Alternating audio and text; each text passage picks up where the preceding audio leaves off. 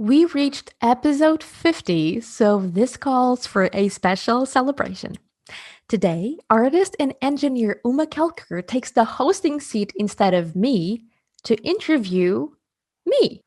From my own personal art and professional journey to Etchr's own story, this episode will take you through time and shine a new light on why art has the power to make the world a better place. You can find more of my art on my Instagram account at Anya, but for now, join us as we discuss my journey and how I ended up at Etchr, how Etchr differs from other art brands, why and how this podcast came to life, how to stop yourself from quitting art, balancing work, art, and family life. And I will share one productivity tip to kickstart your day with plenty of positivity. Want to be part of the show? Then send in your questions or topics you'd like to see covered to our email at hello@etcherlab.com. If you send us an audio recording, we might include it in the episode. Hi, I'm Anya, and this is Make More Art, a podcast by Etchr, meant to inspire you to keep on creating. Now let's hear from our guest. Welcome. This is a completely different show. We are celebrating Make More Art's 50th episode. So true. Woohoo! I can't believe, oh my God, time flies by. I'm so excited and honored to be able to talk to you Thank and get you. the backstory and the inspiration. So, Anya, you are the podcast host, a full Mhm. time illustrator, and have now interviewed 49 people since July 22. True.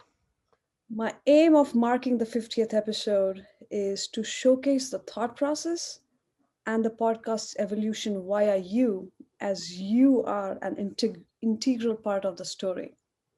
Okay. Um, and we want to know more. And when I say we, it's not, it's all the listeners who comment and don't comment. But before we go there, I'm really interested in you. Tell us more about yourself, your background, and what For brings. sure. So this is like so. I just made a story before recording this. This is so odd. I'm not interviewing. I'm on the other side, and I'm not really used to this. So this is like, thank you, by the way, Uma, for coming up with the idea and for being so sweet and adorable about this. So, so I'm Anya, as you probably know. I do try to give tidbits about myself throughout the interviews, but if you've have no idea where I come from, so I'm Portuguese. I was born and raised in Portugal. I still live here, from the south of Portugal, the land of sun and wine. And I always loved art since I was a little kid. My mom has the most hilarious, she thinks they're hilarious, they're really not, the most hilarious stories of me as a kid, where I would, do all sorts of pranks, art related pranks around the house, like painting the walls and such, like many other art people do, for sure. And in Portugal, when we go to high school, we do have to pick a field there, and I did pick art. I did started studying the history of art. Then I fell in love with it. I then moved on into graphic design in college, because like many other artists, I had no idea that you could actually make money as an artist. So I studied graphic design because it felt safer and still creative. After graduation, me and, at the time, he was my boyfriend, now he's my husband, we started our own company of software and design, because he's a software engineer and I was doing websites, like the graphic part of web design. I was doing logos, all, graphic design. I was still getting to know the whole industry and practicing my skills, until eventually I started trying to learn how to do digital painting, because I had never done that before. That's when I enrolled in an online school to take some digital painting classes, and I eventually ended up working there, because that's how, destiny is interesting. This was 2013, something along those lines, 14, when I started working at that school, and I stayed there for 3 to 4 years. Wow. And while I was in there, I learned I learned a lot. It was 4 years of my life that I learned a lot about the art industry, more about art business.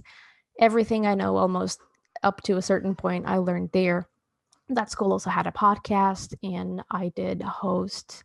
I was assistant producer for the main podcast of the school. The school also had other podcasts, which I was helping as a producer.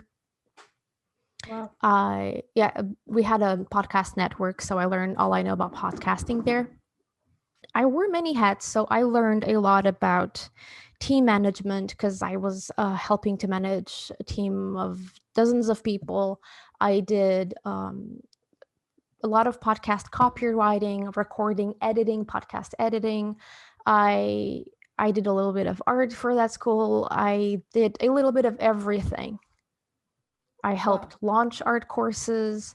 I was at the most part a community manager for the students of the school. Mhm. I was helping with social media. I learned a lot about a lot of things, which at the time it was really overwhelming because I felt like I could not do one thing, jack of all trades versus specialist. So I knew a bit about a bunch of things, which Right. turned out to be helpful. And this is Curious. 2017, 2018. This is because started in 2014-ish until 2018. Yeah. Okay. That is a lot. Then yeah, it is a lot of time, and that school was in the United States of America, so I was practice.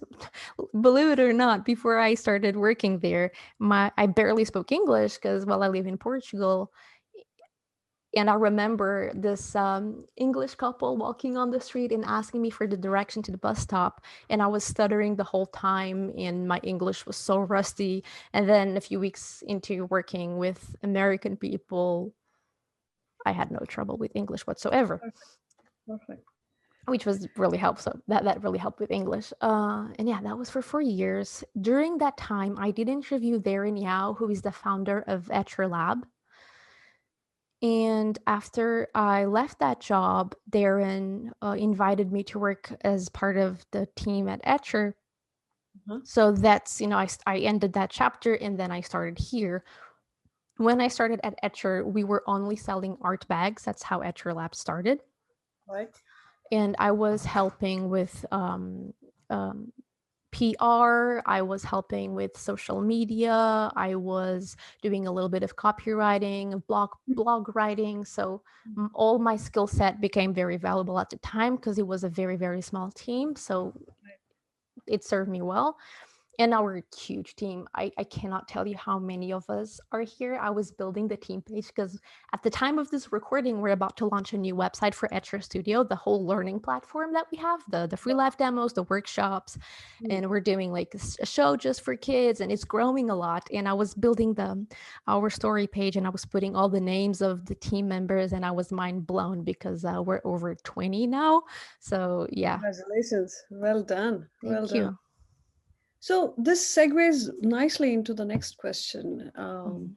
Definitely a lot of work, definitely a lot of experience putting yourself in places where you're uncomfortable and learning and growing. Mhm. So I can understand why you grow in an area, why you naturally grow in an area where you're challenged. Seems like that has been a pattern with you. Mhm. But why a podcast? Why did you decide to start a podcast of your own? Okay, so I did have podcast knowledge, right? Because I was working at that online school. What I did not say is when I started working with Etchr, I was also working with Steven Silver, who is the character designer for Kim Possible, The Clerks, Danny Phantom, and because I knew him from back in the day that I was working at the school, and he had an art talk, and I also helped him manage that art talk and turn it into a podcast. And then I Wow. was approached by Giuseppe Castellano, and he was wanting to launch a podcast, but super overwhelmed how to do it. And I'm like, Mm. hey, I can help you out if you want. So I helped him launch his own podcast, The Illustration Department. Ah.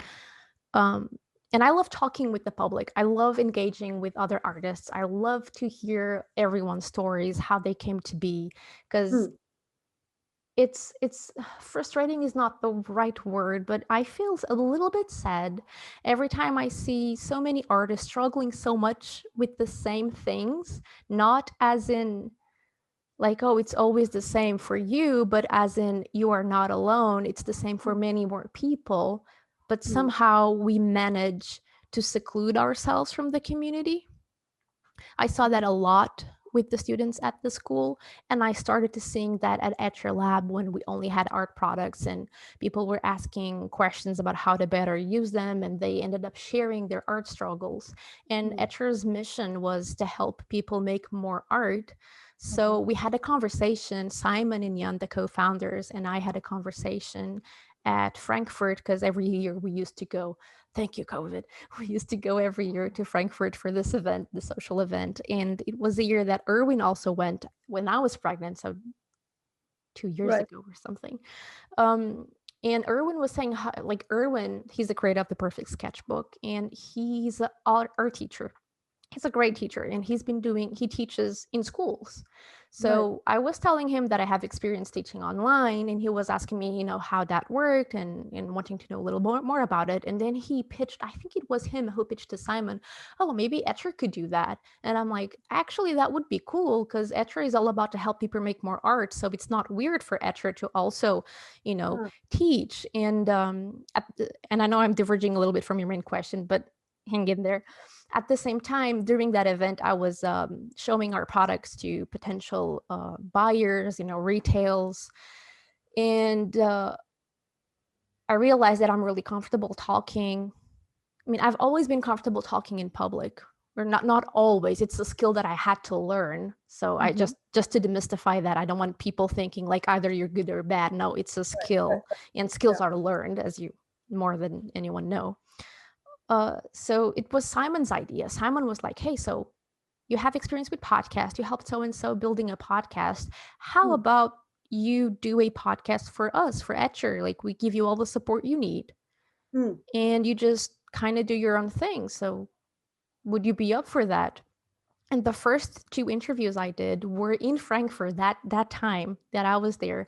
I interviewed Erwin and Stephanie Law. She was also there. And I interviewed them with my phone. That's why the audio is a little bit weird because I interviewed them with my phone in the hotel room. And we started shaping up the show then. I see. And that's why the first four episodes are released on the same day, because it's probably from your phone, and they were all diverse people geographically, but you were all in the same spot. Okay, that explains it.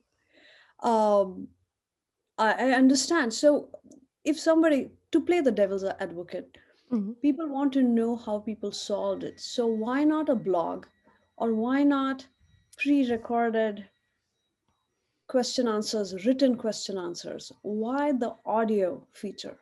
That's a really good question. I think it's mainly because of two reasons. One, I feel like I express myself much clearer via audio.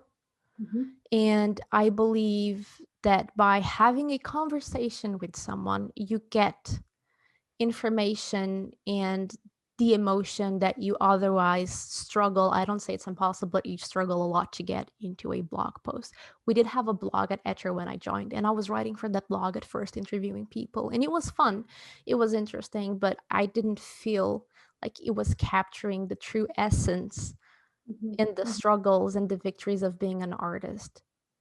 I understand. I understand.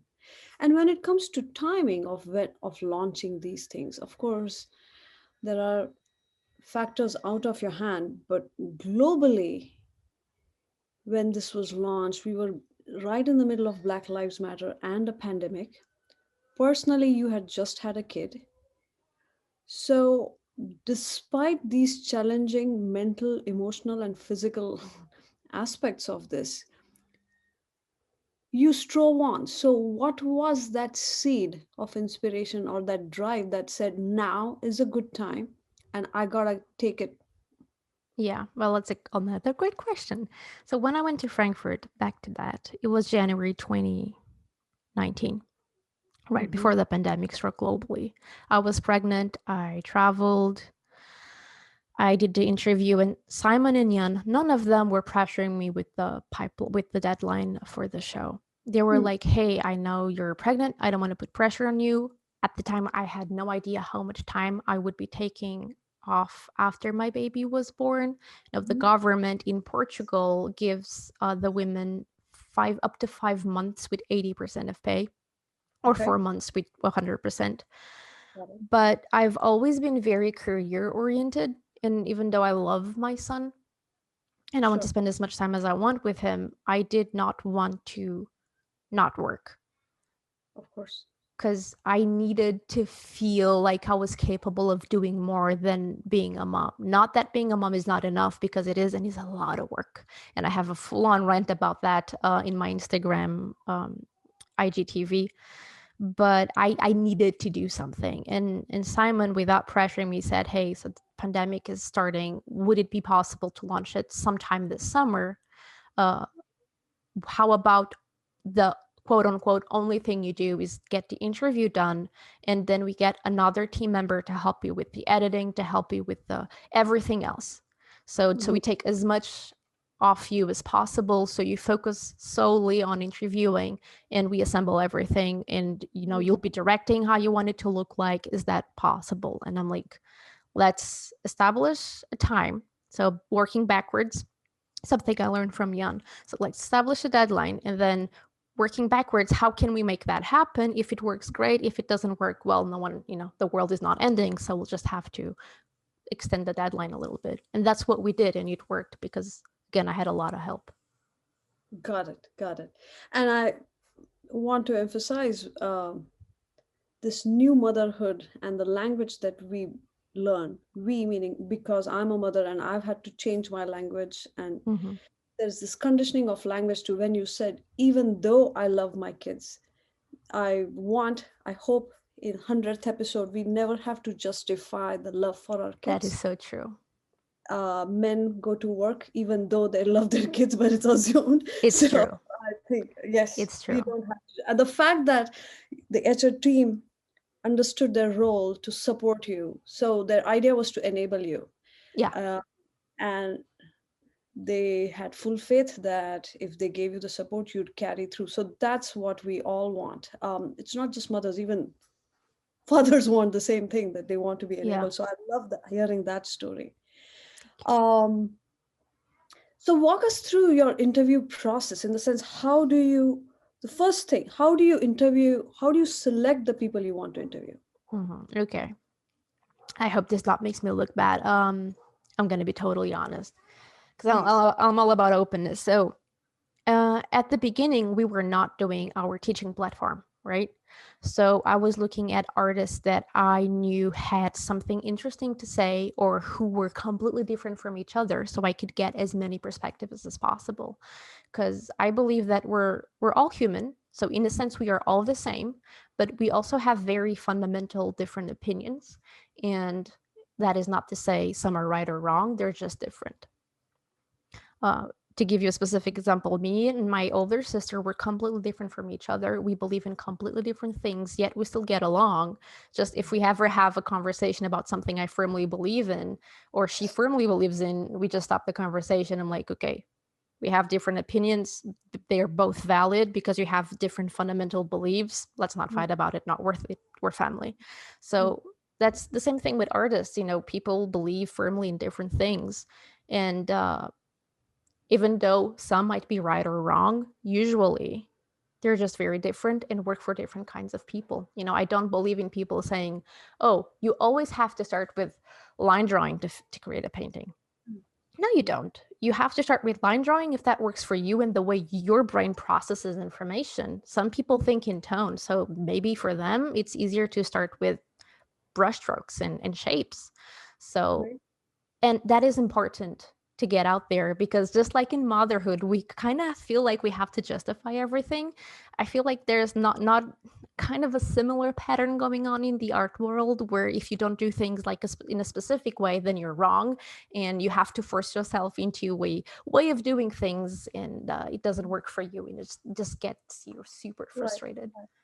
I agree with you. There is a place for two differing opinions to coexist as long as those opinions don't hurt people. I agree. Exactly, as long as you're not hurting anyone. So you chose variety, you chose differences of opinion because you value putting it out there that these two opinions coexist. This is how you made your initial choices. Mm-hmm. Then you said that educational aspect came to Etchr, and Mm-hmm. then that Yeah. started So increasing your yeah. catalog of Mm-hmm. people. Yeah. So once you have chosen an interviewee, how do you prepare for that process? How do you decide what to ask whom? Yeah, so this is the part that I hope I'm not making a fool of myself right now. So I known a lot of interviewers. I did an intense course on podcasting, and usually interviewers prepare a lot for their interviews. They research the person they're interviewing, they check a bunch of videos, they do a lot of things. I rarely ever do that. I want to know the bare minimum of the person I'm interviewing, unless it's an extremely wild, famous person that gave so many interviews that I don't want to just make another boring interview. So, for example, when I interviewed James Gurney, I researched as much as I could because I Hmm. wanted to know what people ask him, and it's usually all the same. And I'm like, how can I make my interview very different from what he usually, because why would people listen to our show, our Etcher show, if it's just more of the same? Unless, of course, they love to hear that James is incredibly sweet. So I usually, unless it's super super public figure, I want to know as little as possible. So who are you? Where I just check your website, and I check your art, and there's a lot that comes through your art. I believe, like I feel like I get to know a little piece of you when I look into your art, and I see what is it that you do all the time. Where is the consistency? What are the patterns? And Okay. that gives me some ideas of what I'd like to know as a Hmm. fan of your work. And I just check your bio, and that's more than enough. And then I Got it. play it by ear. I start the podcast and I start with an introduction as well, just figuring out where you come from. And then I start talking. Usually, sometimes I talk about the person's art, like, hey, I noticed this in your work.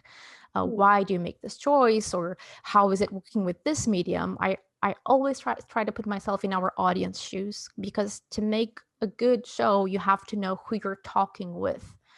I really want the audience to feel like they're a part of the show, like they're in the room listening, and not that they are outside of the window just listening to some broadcast. I don't want that. I want them to feel included. So I really want to know, I need to know who is listening so I can understand what they would want to know, and I can ask those questions, like anticipating the questions they would ask somehow. Does that make sense? That does. And it ties into a question we got from Marek, who you have recently Oh, interviewed. yes. And he was asking whether you give yourself leeway to ask spontaneous questions, which Yeah. you have answered. But the follow on for that, if you answered yes, was going to be what are your guidelines? So, spontaneous still, do you keep yourself within a guideline? So, apart from tell us more or less when did you first fall in love with art and why does it matter for you? And at the end, where we go from some practical tips to get some nuggets out of the interview, everything is free from form. So I know where Wow. I start, I know what I end. Then it really depends on how the conversation flows. And I leave that completely up to the person being interviewed. And my job is to swiftly and gently guide the conversation so we don't get completely sidetracked or don't answer a question that was, when we have like five different women are really good at doing this. I have a friend over at my house at this instant that is watching over my son, where I'll have this interview. Every time we talk, we have five different conversations at the same time. We never leave one of them unfinished. So it's Wow. more or less what I do with the podcast, just making sure that no thread is left hanging, or try to. Got it. Got it. So I'm going to ask tough questions, and you don't have to answer with names at all. You can answer it in terms of characteristics. What makes a good interview? And if you look back, which ones were your best interviews? Oh, that's hard. That's a really hard question. So the first thing for the interview to work, the interviewee needs to be somewhat relaxed and at ease. Hmm. That can be hard. So every time I start an interview, the first 10 to 15 minutes I don't even record. That's why I say I usually interview within 45 minutes. I give time for us just to chat. Some people get very nervous because they're talking in front of a camera and they have a microphone, and that really makes them stiff, and that does not make a good interview.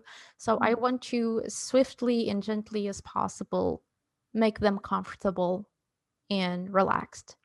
Got it. For example, I once interviewed someone who really wanted to have the answers, like they wanted the questions in advance. So I did prepare some questions, I sent them in advance, and the replies came, and it seemed very scripted. And then when we did the audio interview, the answers were very different, Mm. because as you're in the moment, you remember other things, and you just realize that, when you're being rational, you say some stuff. When you're being more emotional, you say another. I have cried in interviews because of the story of the person I was interviewing was just so breathtaking. Wow. Worse than like my best interviews. I don't know. I can't. Okay, from the top of my head. So I just interviewed Marek Mhm. the other day. That was a super fun interview. That was really fun. He's super easygoing. He's super loose. It's easy to interview people like that. I also just interviewed Pedro, and that was fun too. Let me try uh interviewing James was somewhat hard, James Gurney, but not because of him, because he was amazing. I was more nervous than he was, because I'm like, oh gosh, I'm interviewing James Gurney, and I hope I do this right for the sake of everyone listening. So I was more nervous, and he was asking me questions, as we were having a conversation. I'm like, how do you solve this problem? And he would be like, okay, so what do you do when A, B, or C? And I'm like, me? You're asking me? Oh, gosh, I have to think. What do I do?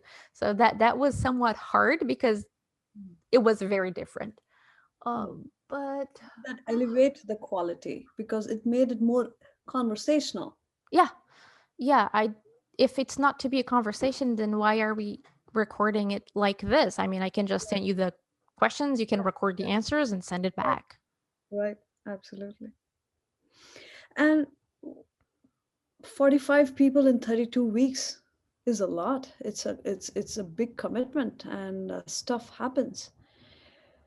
So what have you learned about the human mind after recording 45 episodes? Oh, I've learned a few things. I hope I don't sound like a creep now. So, You're not going to sound like a creep. You've uh, never have. You've got this. here's the thing.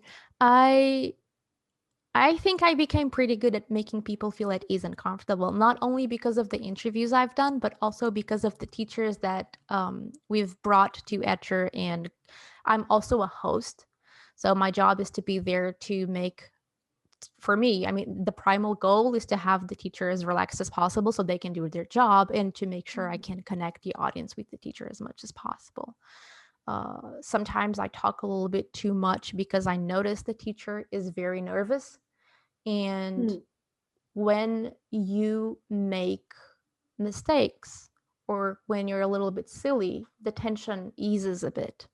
So sometimes I've come across as a little bit chatty, which is true, because I needed the tension to ease so the Hmm. teacher could relax and do the job. Same thing with the interviews. If you share a bit about yourself, and trust is like a dance. If you share a little bit about yourself, then the other person is way more likely to share a little bit as well. So I try, it's really hard, but I try to, as fast as, 45 minutes for an interview, I need to somehow make that person trust me enough to feel relaxed to talk Right. like they were Right. talking to a friend. Hmm. Hmm. Any other thing you have learned about people in general? You're talking to multiple people. You're talking to interviewee, and you are listening to feedback through comments and what people have taken away Mm-hmm. as well. So, Well, I also know you cannot please everyone. So you'll always have bad feedback, and that's totally okay, even though it hurts a little. It's totally fine. So some people will love what you're doing, some people will not like it because they cannot relate, and that's totally okay.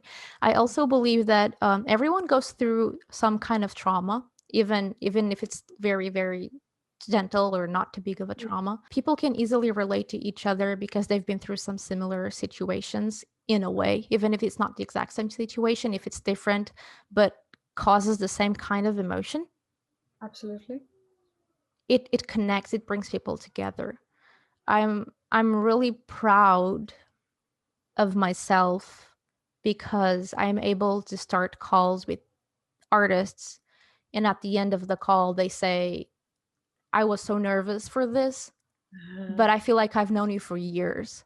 And somehow Oh, I'm able to do that through email as well. When people say, well, you do not sound like just another person from a company, I feel like I could go to the movies with you. That also has happened. And that makes me really happy. And this is only possible because I truly love what I'm doing. I'm mm, not one of those people that wakes up and says, dang it, I have to go to work. mm, Sometimes I don't want to get out of bed and I don't want to work, but that's another thing. Sometimes you're exhausted. But if you truly love what you're doing and you're talking with people because you truly want to know more about them and you really want them to feel at ease, not just because you have to get the job done, it right. it shows. Mm, Honesty shows. definitely, definitely. And when you talk to people, I've noticed that even though the people who we are talking to are the educators and the instructors, 95% of flavor of the podcast is non-commercial. Because it's non-commercial, it can be endearing and you can connect. You're not I didn't come away feeling that James Gurney was selling me something all the time, Oh yeah. right? Or Anya. So um this ability to distinguish, and where we fully know that Etchr is a commercial entity, Hmm.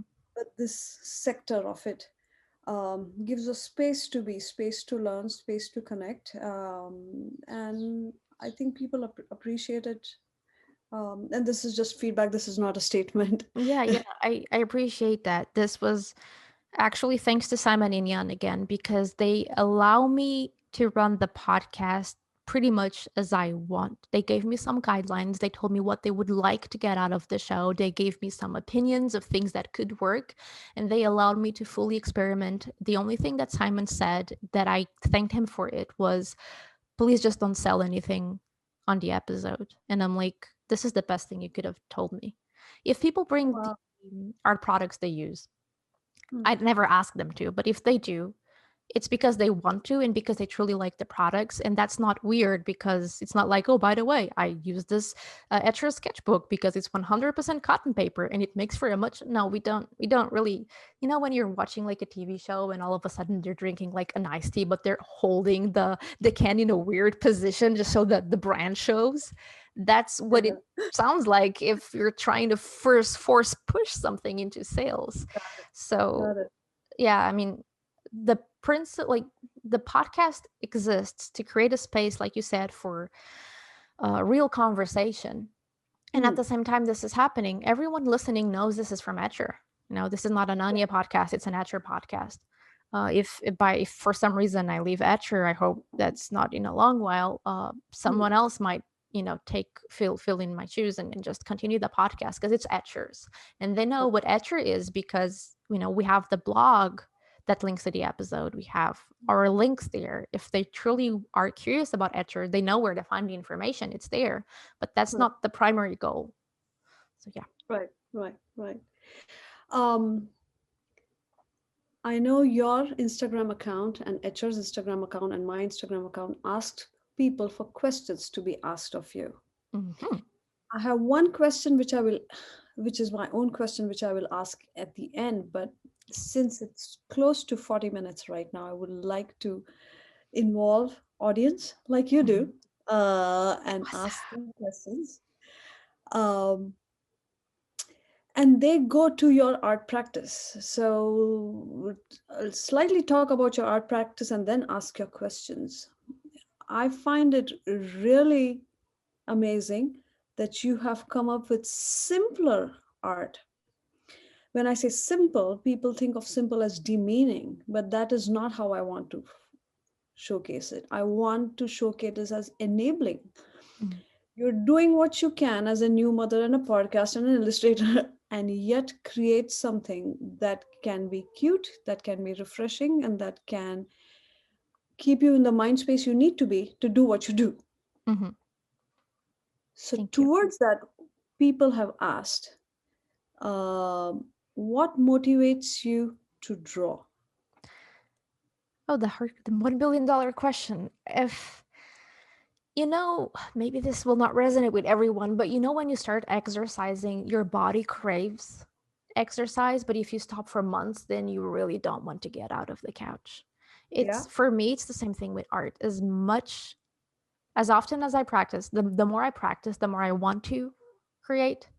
Mm, And I've spent years without drawing, and then I found myself in a little of a depressing state. mm, And my husband at the time nudged me to do something, and it mm, filled me with joy. So I haven't stopped ever since. So it's essential for my mental well-being. It mm. makes me happy. I realize that when I paint, sometimes I hold my breath. I like to paint at the emotions I'm feeling. I like to put them into my characters. If people smile or have any sort of positive emotion when looking at the art I make, it makes my whole day. So I create for myself primarily, and then it fills my heart to see that my art makes people happy. Understood. Understood. So it's a two-way, Yeah. two-way thing. It's self-motivation, and then the external validation also helps. And what has been your biggest change, Lalita asks, in your drawing style? So maybe, thank you for that question, by the way, Lolita. Maybe you're asking because I started doing a fingerprint painting as of a few months ago. So before I became a mother, I did a lot of urban sketching and people sketching because I loved to go to cafes and draw people who were sitting at the cafes. I met people that way. I come up with stories for them. Sometimes I accidentally hear their conversation and I think it's hilarious, so I doodle them and I add some a little bit of the story there. I traveled a lot before I got pregnant with my husband, and I did a lot of urban sketching as we traveled, and I loved it. My husband likes to go in churches. I don't like to go inside churches, so I would sketch and he would go to church, and then we would just separate a little bit and go back. So I that's what I did, and I was trying a lot of watercolor techniques that I was learning at the time. Mm, And I'm mm, doing finger painting because after the baby was born and then me trying to get a little bit of work done, I had absolutely no time for anything. And I am still craving it, but I'm not able to. I have no time with the pandemic. Daycare is closed. I'm working with the kid from home. It's nearly impossible. Plus, I do have an autoimmune illness called lupus that really acts up if I get under a lot of stress for a long period of time. It has acted up within the past couple of weeks, and it just impossibly, it attacks my hands, it attacks my muscles, and I can't draw. So I just cannot afford to be under a lot of stress. So I was doing a lot of painting with my son, put paint on his little hands and his little foot, and just, have him experience paint and do some fun stuff together. And that gave me the idea of starting to do some finger painting of my own. I don't remember when Pokemon came to mind. I can't recall, but I just did a little Pikachu for some reason, and uh-huh. people loved it. And I'm like, why don't I do the whole 150? It will take me roughly 150 days, and it will Woohoo. encourage me to do something, even if it takes me the easy ones. I'm not gonna lie, it can take me from 5 minutes to a whole hour because sometimes Yeah, I spend so much time figuring out how I'm going to simplify a complex shape so much. It just the right. figuring out process takes the whole like 50 Absolutely. minutes, and then 10 minutes, and I just quickly do it. So it's been the one way I found to keep me connected to something artsy Mm, while mm. working at an art company. Well, I see people painting every day, so I don't feel a little bit sad, so I can create something. I understand. I understand. And what has been your biggest struggle in art? Only in art. Another tough question. Now I see how my interviewees feel. This is karma. Oh, karma. I mean, technically or emotionally? Technically, and then let's keep the emotionally for the next question. Okay. So technically, I struggle with finding the right tools because sometimes I want to emulate a technique, and I realize that sometimes the reason I can't do it is because I'm not using the right tools, and I had no idea because a lot of artists do the demonstration but don't explain what they're using. And Uh-huh. sometimes the tools are necessary. So I've had a lot of struggle with that. And I my style of drawing, so finger painting aside, my style of drawing, I'm more of a drawer than I am a painter. So this Mm-hmm. little Pokemon thing is making me think in shapes, which is very different from what I used to do because I usually think in lines. And Right. I've been trying for the past few years to get my lines better and better, and I've been trying to use inks and all sorts of nibs and brush pens to see what works best for me. Mm. And that has been a constant struggle because I realized looking at my past work that my line quality is way better, but I'm still like, oh, I can get it better. But I think that will be a Mm. Mm. constant and a forever. So Right, right. So, what is your biggest emotional struggle? I think it's keeping myself in check. So, sometimes I just feel like I'm making art for no reason. You know how Mm. sometimes social media can be very scary, and and if things lose interest, people lose interest of what you're doing. So, on bad days when I'm so tired, I'm like, why am I even trying? I should just quit art. Mm. But that's why I'm saying out loud to myself in the future, I'm making art for myself. Everything Yeah, else is a bonus, and that's what keeps me grounded and keeps me going. that's right. It is a bonus and keeps you going. It's a medicine. Yeah. Anya, I have one tip to ask of you. Mm. And please don't hold back, even if it sounds simple. I think the simplest tricks can be most effective. What is one enabling habit you've learned over time? It doesn't have to be podcast only, but life. What is one enabling habit that has changed the quality of life or your happiness index? That's a really good thing. Another thing that I was working on in the past that I hope to bring in the future is I was creating a workshop or a seminar for productivity Hmm. because I love it and I studied a lot and I'm learning a whole new world of productivity with now that I have a kid at home.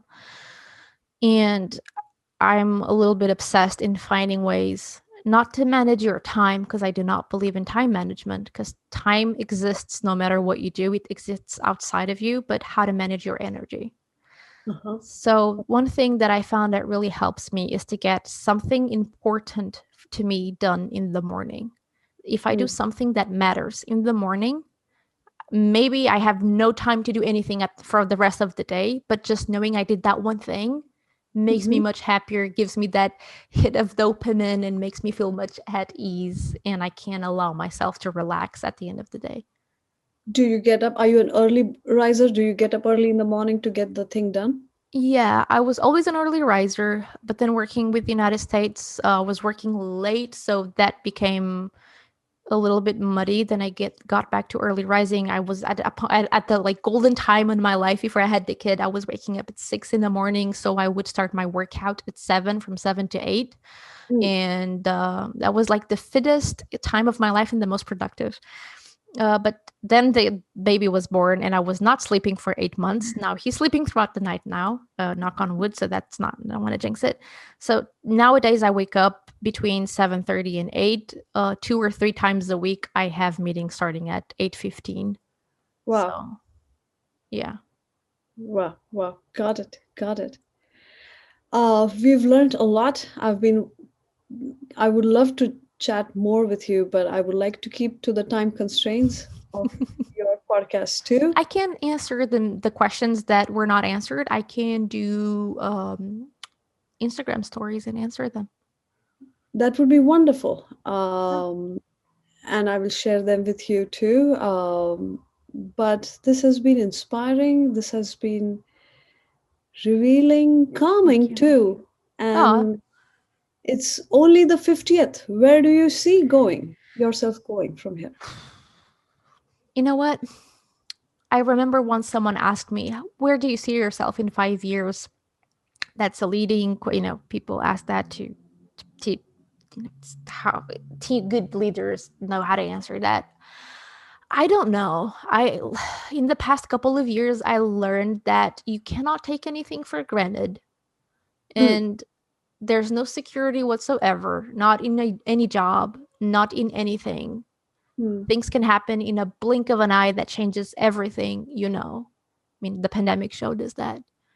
So, as long as I'm doing what I love, which is related to the art community, talking, making right. art, Mm, I'm happy. I mean, I do have ambitions for my life, but the biggest ambition I have is to wake up every day feeling happy with who I am and where I'm taking my life.